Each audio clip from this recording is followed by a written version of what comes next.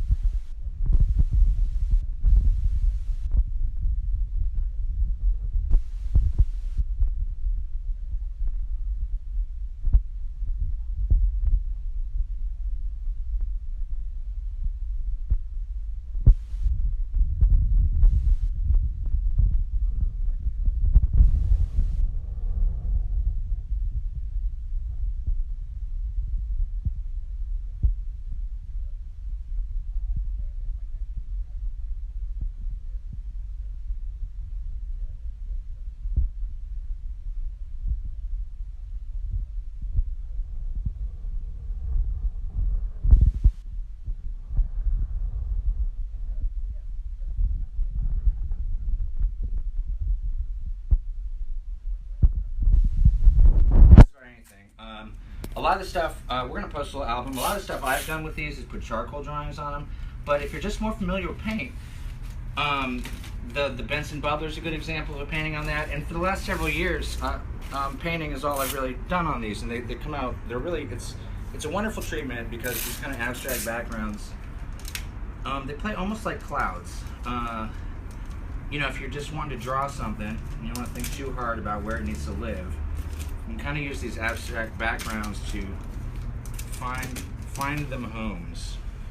find them hooms. So in the meantime, I'm kind of working on a real basic beginning of this. Whenever I tape these, I just start with opposite sides. A lot of my techniques, I'm going to call it the Zebrowski method. Hey, maybe introduce Bob if you haven't met Bob. That's Bob. Hey, zip it, mister.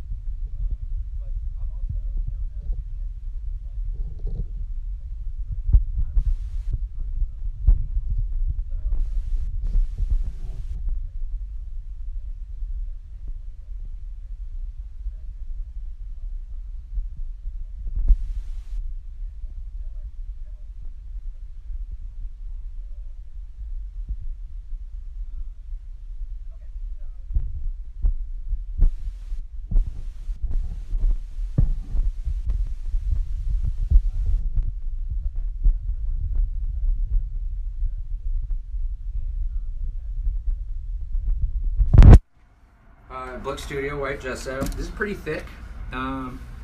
Sometimes the stuff, sometimes what I used to do, I haven't done this a long time, but I would sort of mix this 50-50 with water, and you can get a lot more smooth, you know, light coats with it. So when it's thick like this, a lot of the texture comes out a little more. For now, let's see, I got this guy, and I meant to have a roller up here. Oh, here it is.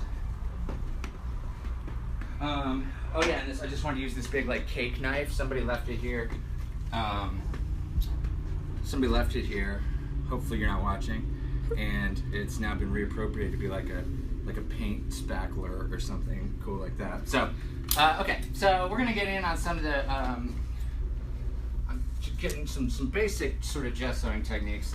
And actually I have an interesting little, here I'm gonna slide this over for a minute, because for the most basic one, this is how we re-roll all of our paintings in the studio, and this is just 2 or 3 coats. This is a different painting. It's like a photo on a canvas. Everything about it's kind of crappy at this point, but it still may end up with a sweet painting on it. And I'm gonna take, so just to get this guy started, like basically anytime we're doing these for class, I'm just gonna sort of give this guy like a 3/4 dip. This is a foam rubber roller, foam rubber. That doesn't make any sense. That's a foam roller. 4-inch, I think, and it's actually really easy. You don't have to apply a lot of pressure. I'm just gonna like kind of back and forth and up and down a few times, and I almost always kind of just actually alternate every sort of, okay, I went all that way, now I'm gonna kind of, every time it gets a little bit smoother, and you can see how this tends to texture when it's this thick. Just I don't know if you can zoom in, but what it looks like is actually what the little peaks and valleys are happening there. So it actually, if you rub your finger on that, you kind of feel all that little texture there. And you can see how much that just immediately went away. This is kind of, when it dries, it gets a little bit lighter, but so you know, that was something I just kind of wanted to throw in on the side, but that's a super easy basic technique. And a lot of times, you know, just for fun, you probably won't even see this, but I'll just take a little small dip, and this is a little less because it's smaller. And I'm going to throw a little coat over this. And this is just the same, except where the tape is. I'm just ignoring it. I'm kind of running through. Again, a lot of this stuff is probably going to sort of cross reference, you know, like I might be getting little splatters on the next door neighbors and stuff like that, but that's all part of the Ziobrowski method. You kind of gotta wait. You know, it's basically just having fun for an hour or two, and then seeing what happened the next day. And a lot of times there's a nice bunch of new friends. You get a bunch of new friends out of it.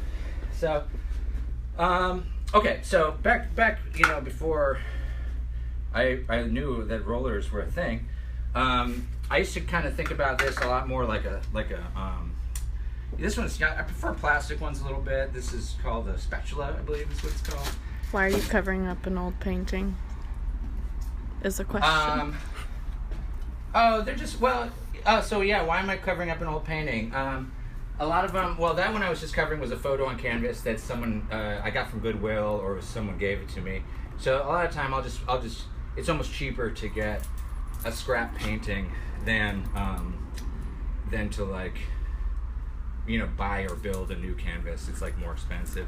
And also just at the art studio here, we kind of like, that stuff breeds. Like I turn around and there's a bunch of new friends. Like I don't really know where this came from. This was a different mountain scene that we rolled white over at some point. And so anyway, that's a long answer, but hopefully I got that. And then what I was working here is basically just the beginning of a technique. It's just gonna kind of like scrape some gesso on there. So I'm gonna take this like a shovel, and I'm just gonna peel in. It's kind of got a big goober there. I'm just gonna kind of start pulling it through. Now I'm gonna get all these wonderful little ridges, and you know, when I come back through it, we got the dog back there attacking this bear. Bob Fresh over there, everybody. What?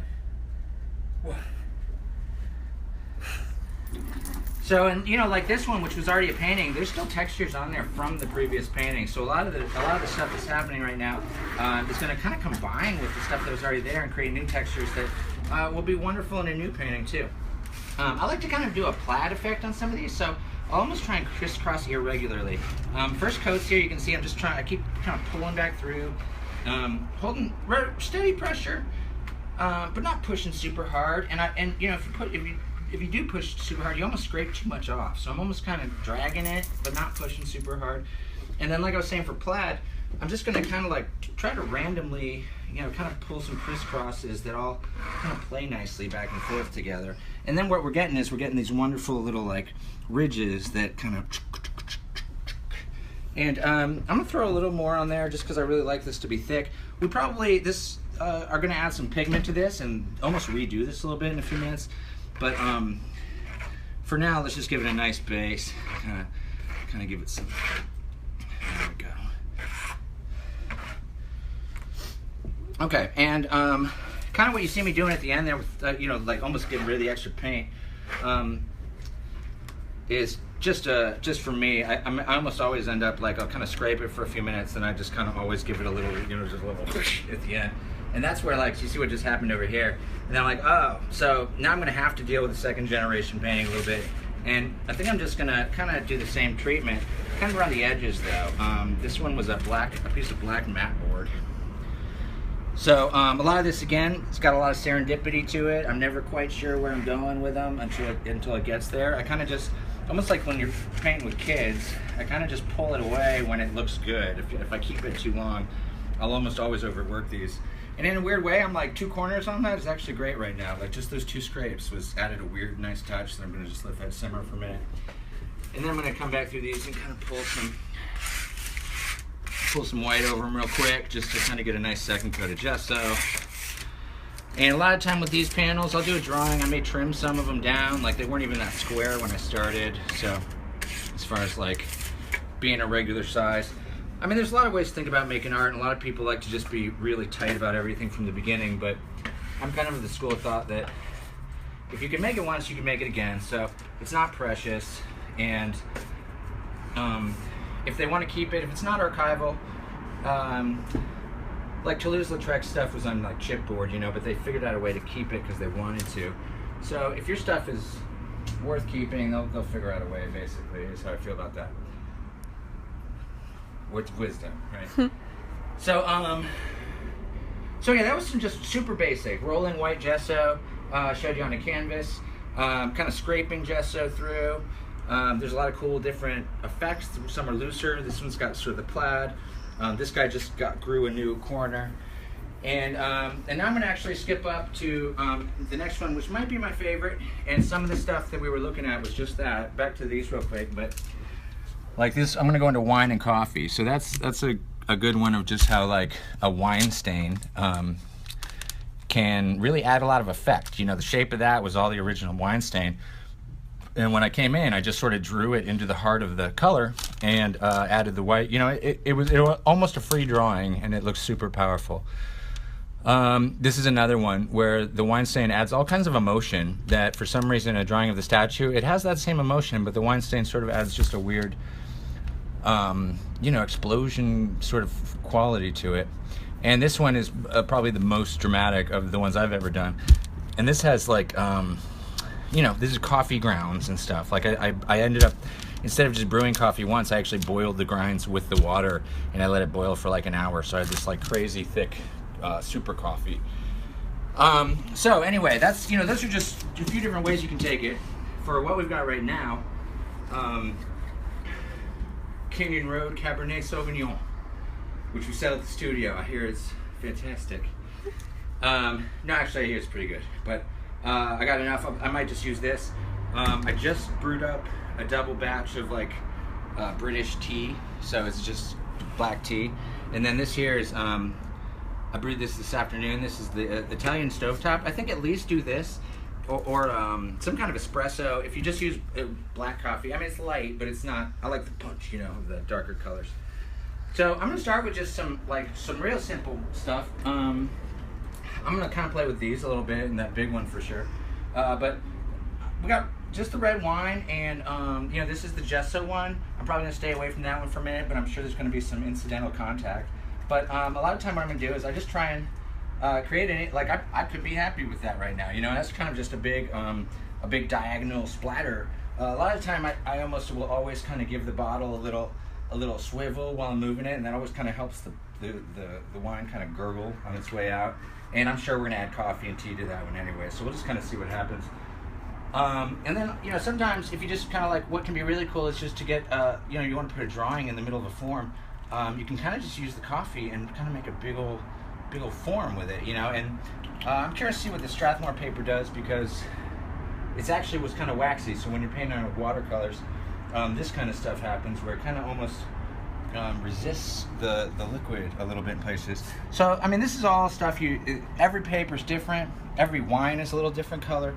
A lot of time what I might do is just kind of roll in with my finger and just kind of cover it up, and that'll kind of hit the paper again with it. This is a fun technique. One of our other instructors, Nathan, really likes to just play with like the splatters on you know, with paint, acrylic, but it's the same with this. You can kind of just get some thick liquid, and then kind of some thick liquid, some thick liquid, and then just kind of snap at it, you know, sort of. And here we're getting some collateral damage into our old friend gesso board guy. So I'm gonna kind of play just a little teaser all across these guys, just to get them started. This guy's just gonna get all that. He's gonna get sort of that. Again, this is where the Zabrowski method really comes on strong.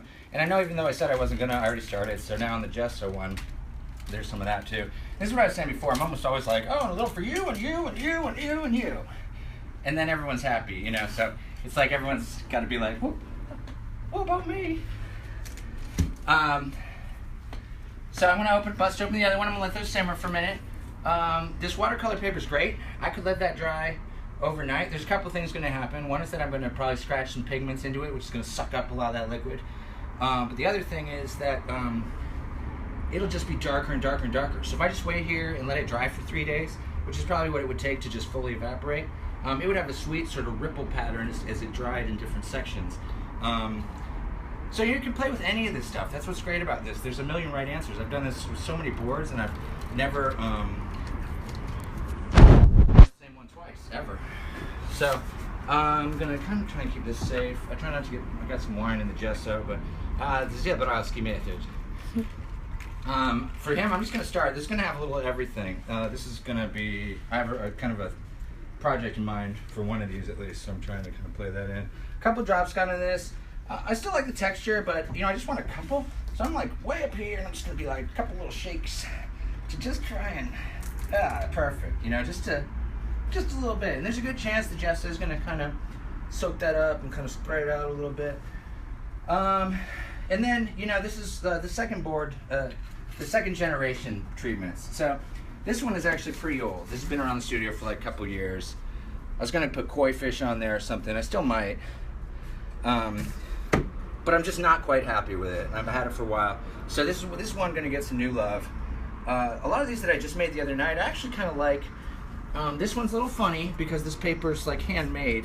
So when this gets real wet, it wants to just fall apart. As it's dry, it's real nice, but I'm definitely gonna have to mount this one to a board. So that may be what we see in one of the upcoming sessions. This one I really love, but you know, like this is just where one is good, 10 must be great, right? So I'm just gonna keep going.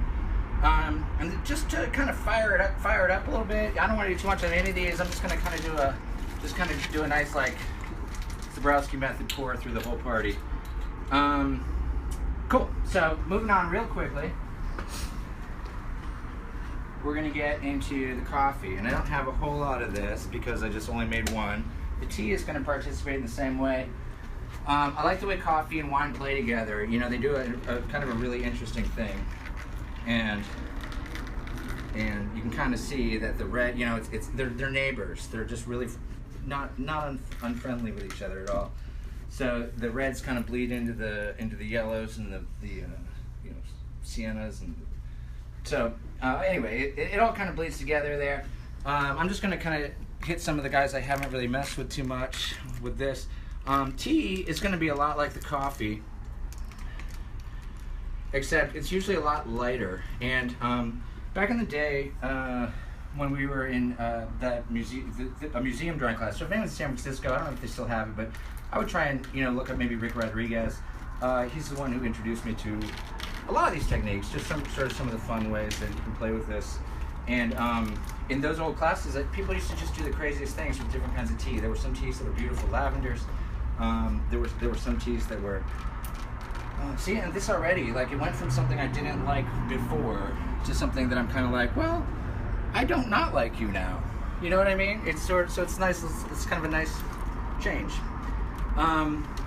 But you know, you start experimenting with teas. There was one lady there who, I don't think she made a book. I don't remember exactly what she did, but she had a little kind of chart for herself of all the different teas and the tones they made, and you can almost just paint with tea if you really put your mind to it. In some ways too, I'm just kind of tripping out when I do this. Like I'm loving the way these bubble up on the pigments and kind of the weird new things happen. And again, since I know I'm just getting started, not just getting started, but in the middle, I'm not too attached to any of this right now. It's all just kind of like, where's it going? We'll all see in a minute. Okay, I'm gonna bust in on the black tea here real quick. Kind of work through this. And again, just worth mentioning, you know, these teas or coffees, Bob. These teas or coffees, you really could just do a straight treatment too. You know, the wine will probably be there too. But just as an example, I can just put tea on this whole thing.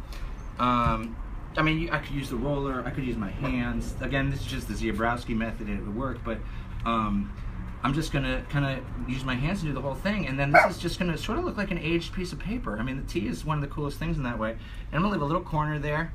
Hopefully the tape will kind of seal off the tone, and the tea will kind of stop there. But if it doesn't, that's gravy too, you know? So this is just already gonna have some cool effects. The red underneath has already kind of made sort of a ghost of itself. So that's pretty cool. That's going to stay there, and you know, put something crazy on here. Put a fish here, and you're going to see this weird underwater scene or something. So anyway, back to just having fun with tea. Another thing that I've seen done that I like a lot is to kind of just leave a tea bag on one of these guys. So tea bagging. That's one thing we call that. No, I'm just kidding. It's not funny. But it actually is to just kind of let the tea bag sit on the paper, and what it'll do is it too will make a weird ring of kind of extra dense color. And you know, you can leave it for 10 minutes and it already starts to do something. You can leave it for just like overnight or a really long time, and it's going to sort of almost completely dry there. Boy, and look at all these beautiful, you can already see all these wonderful things like kind of swirling together. Here's another really great one. You can see the liquid kind of almost carving you know, a T valley through the wine right there. So, and when I bring the pigment in, you know, it's really going to kind of start popping. Okay, so let's see. I got a little more tea here. I'm just going to kind of use up what I've got. This is all good. Everything's already really dense, so to add too much of a light thing isn't going to add a whole lot. But you know, a little flavor never hurt anybody. No. Okay, so here we go. This is actually one of my favorites.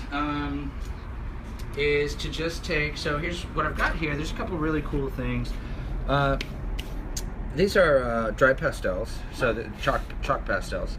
A couple of different companies. You know, these are, I kind of have the cheapies in here, and they all look like they're mostly brown now. Some of those are actually probably white and other colors, but you roll around with dark brown long enough and everything looks the same kind of tone. So I kind of try to keep the nice ones, you know, separated. And then over here, this is a real nice set, the Sennelier. You know, these are like, I don't know, some huge percent pure pigment. So, you know, when you're painting with these colors, they're just, I seriously almost want to like, I kind of want to eat them, basically. It's like, they're wonderful in that way. But what I got going on here, you can do this a bunch of different ways. I'm almost always thinking about sort of opposite color schemes, so I like to kind of get things that vibrate against each other, which is on the color wheel, you're just kind of looking at things that are straight across from each other. I'm thinking about sort of light on dark, dark on light, and again, Ziobrowski method sort of accounts for all mistakes, so if you just are like, kind of, you know, fuck it, then that usually is pretty much going to put us in at least an area of having fun, which is usually where, in my opinion, good art comes from. So let's see here. I got my little sanding block. Different grades of sand, and I got some really smooth stuff. I'll play around a little 320. It barely, you know, like barely dusts on there. I'm using like a 60 grit sandpaper, which will, you know, cut your finger pretty quick if you're just doing that. So I'm always trying to keep my fingers in. In college, I used to always just have like all these weird scratches on the end of my fingers from doing this too much. But boy, I like this because it's so subtle. But just to kind of keep myself on my toes, what I'm doing is I'm just taking the charcoal and I'm just kind of pushing into it. And a lot of times this is like a game almost. Like I can't quite think of exactly what game, but you know, you're almost like kind of aiming, but it all falls, and just the air in the room always sort of affects this. So it kind of wants to go this way and that way. So my first few scratches always kind of find in my center, and then I kind of know where it's hitting, and I'm gonna just kind of like move some of that in. While it's still wet, you can do really interesting things before I go too crazy with it. But if I just sort of you know, hit the water with it or the tea, you can see it start to kind of move on the surface there. There we go. And a lot of time, if you just sort of take a little new friend or you know, an old friend come back to visit, you're gonna get some really kind of interesting things where it's gonna start to activate the pigment and absorb it into the beverage, is what I almost said. Ooh, gorgeous. Absorb it into the liquid, and it's gonna start to make these sort of streams of color that will start to kind of play with each other there. So I'm just gonna kind of, let's see. Ooh, you're new, kind of new friend. This set, by the way, props to my friend Sam. He in New Orleans, he gave me this set his grandfather had used. The years on here somewhere, 1970, but I'm pretty sure some of these particular pigments are like you know, probably poisonous or illegal or something anymore, because they're just so beautifully vibrant. And you can see just how I like dumping some pink in with the purple. Pink and purple are always nice comrades. And I'm getting some really, really interesting blends. And I'm, you know, a lot of time I'm just playing, but I get almost caught up in the action, and I'm like, kind of, And then a lot of time you have this kind of build up, just sitting on your deal. And a lot of time I'm just like, you know, and that wasn't as much as I like. But sometimes you'll do that after you've been sanding for a long time. It's just like a cloud of probably toxic gases comes off. So, you know, just as a tip too, a lot of time I've seen people that are doing stuff like this, they like to wear breath masks. And I do too. I think it's probably a great idea. I left mine at home tonight. So this one I'm taking the pink around the edges. You can already see just how dynamic it adds to the shapes of the coffee, and then the liquid acts like a binder. Like this pigment will live there. So this turns out to be a really beautiful color as an additive to wine, which just on paper I would never probably be like, I'm gonna love that color. Here on Beauty, you know, part of my consideration is just that I knew I wanted to like get rid of that. So just real quick before I start, I'm just gonna like kind of get some paint and goober it up over that. And this is, you know, this is learning by process sometimes. So as I see what's happening, I can already see that it's still like kind of showing through, and I'm just gonna kind of let it live for a minute and give it some extra splitter splatter. Like I said, I'm gonna come through here in a minute and kind of add some you know, some handprints or something to some of these, just something with a little more life. Okay, so let's do that over there for the moment. I really am feeling this pink, so I think I'm just gonna go ahead and kind of like, I'm gonna go kind of pretty high up right now. I'm gonna try not to get any in here, but I'm gonna go pretty high up. So what I'm gonna get, you know, on the cooking channel, if the higher up you are when you're seasoning your food, the more evenly dispersed it is, or something. I saw that on Food Network. Something. Here we go.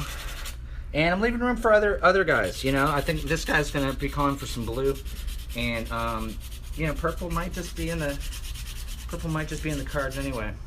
You know, a lot of what's happening too when I'm working this is the pigments. You'll start to see they almost suck up the liquid. They kind of get kind of dry in there.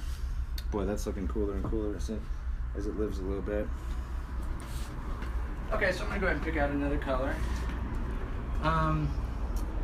Always with this set, you know, I'm always struck by how kind of how vibrant they are. This is gonna be a beautiful color, this purple, and I'm just actually gonna use a deep blue here, and then I'm gonna put a smidge of an orange like this. So again, this is kind of the opposites. You know, there's no pure blue, but that orange and that purple are kind of, you know, it's warm, cool. One is from fire and one is from ice. Game of Thrones is Sunday. Sorry, I'm actually super excited about that. I thought it was last weekend, and then I was like, no, it's not. You know, so vignette is the thing in Instagram where corners get extra shadow. With these darker colors, it's almost like gut instinct, but I'm always first kind of flavoring them outside to in, and then always like any kind of shadow around the edge is going to help your viewer's eye to sort of stay in the middle of the painting. Love it. So again, just having fun, and if I don't feel the color, or if I'm just like, that's ugly, you'll see I kind of stay away from greens during this process, which isn't to say greens are ugly, but I don't know, I just maybe fuck it, maybe I'll get a little green in my action tonight.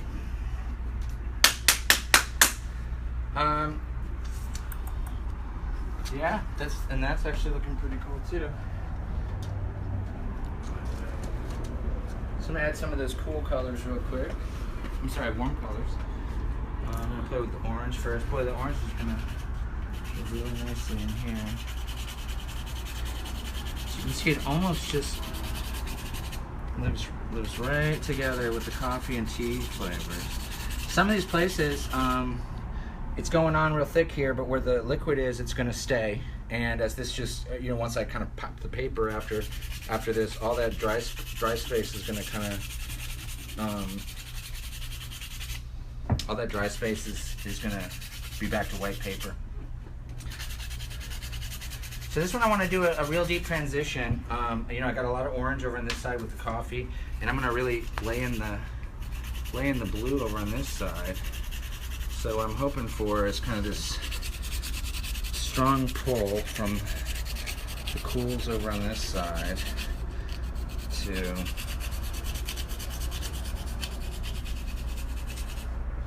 the warms up here. And I'm actually gonna grab some yellow, or for that matter, I'm gonna take it up a notch and throw some tea back in here, just to kind of reinvigorate some of these colors and force some new friendships. Oh yeah, and you can see all the resists that are happening. That, I mean, I can't do that on purpose. You can't even force that. I mean, I don't know. Love that right there. That's really nice. And that's gonna dry, and parts of it are gonna flatten out. And it may become a second generation piece. So, you know, even though I love it right now, this process is just to have fun. So, some of these are gonna be magical, and a lot of times it's not gonna be the one you expected. And some of them are gonna be duds. And it, you know, it's maybe one that I had high hopes for.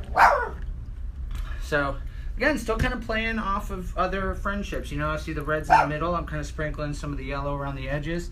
And I'm gonna, you know, just to sort of throw myself a curveball, I'm gonna sort of just sprinkle a little green onto this bad boy. And let's see how that plays out. Bob, chill, homie.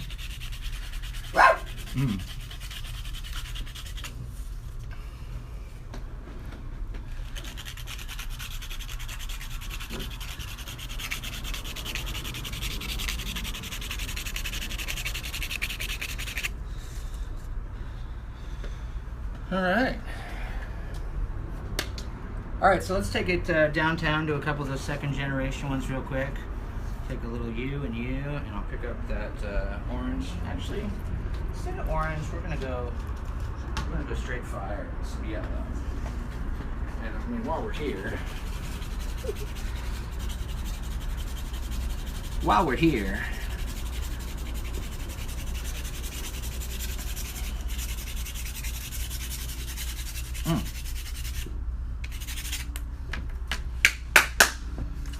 Okay, so we got some great pools happening down here. And by pools, I just mean where like kind of wine has collected up. So I'm nice and close to the paper, dropping all the pigment right in. You know, for as much as I didn't like it, I haven't done much to that fish one. So I'm just gonna kind of do a general smattering of this pigment and just kind of give it a new. Just force a new life on it a little bit here. We're gonna bring you new life, my friend. Bring you new life. I'm just gonna hit a corner of this one. And, what do I do? You know, so, and another thing, you know, you just notice on this, so this one's a canvas, stretched canvas. I had put some of that crackle business on it, so, so you can see that first layer's got all that sort of scaling going on. That's crackle. I'll kind of show that in another episode, but, there's a few products that do the same thing, but what it does is it, being canvas, the way the liquid sort of dries is different on stuff like this. It's gonna almost kind of like pick a bottom and almost make a little pool. So a lot of time on canvas stuff, I'll keep kind of peeling back through it and just moving the liquid around a little bit or kind of spreading it back out. I like to, you know, when I do these, I'll either kind of work on it straight for a while and just keep adjusting them, or you leave it for, you know, back to the Zebrowski method. All answers are sort of correct, but you know, that's a thing to watch out for on canvases. It's just sort of that pooling effect. I'm gonna leave everything else as is for just a second. Maybe just give these guys a quick dusting. And I had a blue I wanted to use and a yellow, so I'm just gonna kind of zip through this so we don't take all day with this. You can tell it's my favorite part because I'm just like, I'll just do this all fucking day. And boy, already, you know, this could be an interesting set of 4. If I did the same kind of theme that lived across all these, it's a really already got a cohesion to it. So you couple different, you know, do an impressionist study on all 4 of these, or a flower study or something, and you're gonna have like 4 different flowers on a cohesive background. So a lot of this is great for that kind of thing. You know, if I'm doing a big series, I'll set up 10 and I'll just kind of do them all at once. And boy, just to kind of look down at that end of the table, doesn't that look fantastic right now? Man, that's exciting. Okay, so real quick, I'm just gonna dust a little bit of this on, and I'm gonna do one more gesso treatment through here. And if anybody has any questions or anything, and then I think we're gonna, you know, we're almost there. Oh yeah, and yellow. I did do a little yellow, but let's see, just for fun. I mean, yeah.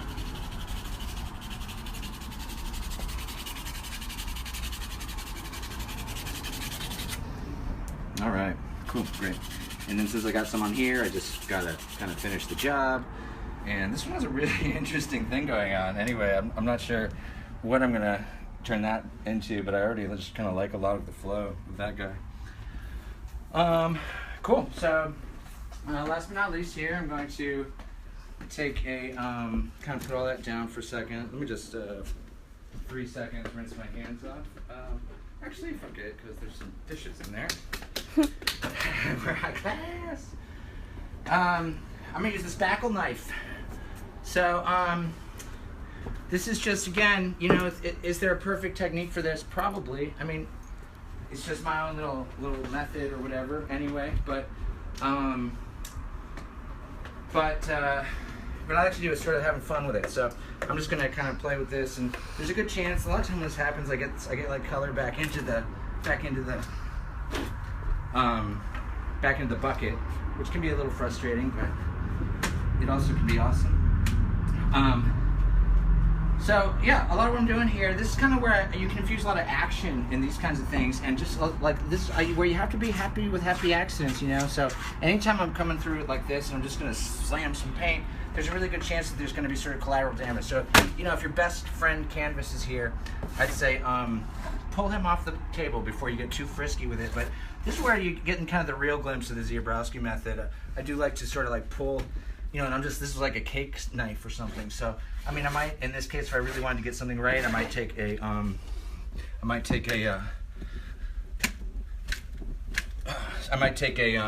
know, a knife or a brush. You know, if I really want to get something in the right spot, you take a brush. Sometimes you just have fun. You know, stuff like this is a little, I don't know, ridiculous in some ways. Like, you don't see a lot of, you know, and then drop the paint from approximately 18 inches above the canvas. But you can't fake a mark like that. Like, I couldn't sit there and draw that out. And right now, gosh, who knows what you put on that? You could probably put some crazy figure out of that, or some kind of spinal issue, you know, kind of structural thing, kind of climbing over it.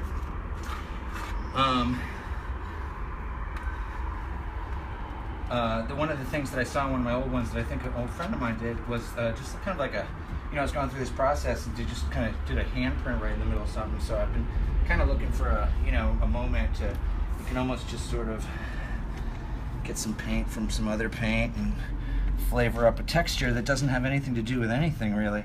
In fact, I saw a really cool, I think it's on the Facebook page for Letterbrush, but I saw a really cool video of a guy painting on the inside of his hand, sort of like that. He like painted a really nice image there, and then he would just like smash it on a piece of paper, and they looked fantastic. They were these really cool dynamic portraits. So, you know, what's fascinating, it seems so busy, it seems to work, but when I put a little action on this is just going to settle right down. It's just going to become a background, you know? And something like that, boy, I really like that right now, and who would have thought that my sort of thumbprint madness would be what took me there. You know, and then with a nice kind of handful of paint, you can always just kind of, let's see if I can just get a nice print out of it. Not so much, but I did take a lot of the paint off. So, live and learn, right? This is sort of the method at work. This guy's very dark. I'm gonna just go ahead and lay a little newness in here. This is where more watered down gesso can kind of be nice too, because it travels a little easier. Something like this is gonna be real thick like that, which it dries quickly, but it also.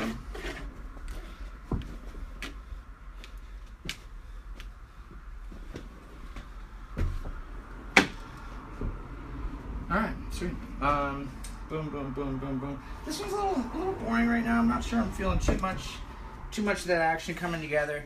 But I always do like to, you know, right now we got a lot of almost like, I could paint on these already. And I like sometimes to leave a couple that I know will be second generations too, because I think they almost always get better when I've let them dry and then retreated them. Some of these were already pretty dynamic, but now this like sort of second layer of existence. It can add, you know, a lot of quality to them. And let's see, so I'm gonna go ahead and kind of leave that down. So I guess we're really at a point at this stage, let me kind of reference my list, where, you know, I've kind of really, I've come back through it, I've sort of come back a couple times. This one had gesso first, so now we're putting some wine. We put some tea and coffee through it. Now a little more wine. I'm kind of playing around, just maybe one more little coat of some vino. You know, and when the pigment's on there and you pour on, it almost pushes it out again and sort of sucks the liquid back into it. So it's kind of a cool new effect. This pink is probably all going to get a new second life when I kind of just bring some of this through here. And also the layers of wine dry in really interesting ways. So I'm basically getting kind of to a wrap here. I think I'm going to put a little dark around the edge of this again, just so it kind of will kind of bring in some of that vignette I was kind of talking about, or maybe we're going to hold in the edges a little bit with some dark flavor and still get a lot of that warmth coming out of there. I'm going to go ahead and just, you know, even though this one's going to probably be a second generation anyway, I got all this wine here that we're probably not going to, I mean, I'm not going to drink it, and I'm not going to sell it to customers. So I'm going to just kind of put that on. That's going to dry real light because, you know, it's going to sort of suck into the gesso. Gesso is pretty absorbent. And bum-ba-da-bum. Yeah, and so I guess we're, you know, that's in a nutshell. Going to kind of take you through the demonstration for grounding techniques here in episode 1. Episode 2, you know, the plan is to really take you through the whole process on a bunch of these pieces. A lot of these are going to get mounted to boards. They're going to get drawings put on them or paintings put on them, and then either finished with varnish or epoxy and sold to the world. So if, well, gifted to the world, sold to the world, arted to the world. So boom. So tune in. I think the plan for now is maybe either Wednesday or Thursday we're going to come out with a new episode. Hopefully it's at a time when people can watch. Well, probably everything will kind of continue to evolve. We are going to be on, you can always subscribe to our YouTube page. We're going to keep putting tips and demonstrations out on YouTube. Instagram at The Loaded Brush, Facebook Loaded Brush, YouTube, just search for The Loaded Brush, you find us there. My name is Aaron again. You can actually catch my fine art at Aaron Zebrowski on Instagram, at Aaron Zebrowski. Did I say at Instagram? What am I, like? I'm old. So anyway, cool. Thanks for tuning in, everybody, and I'll catch you on the flippy flop.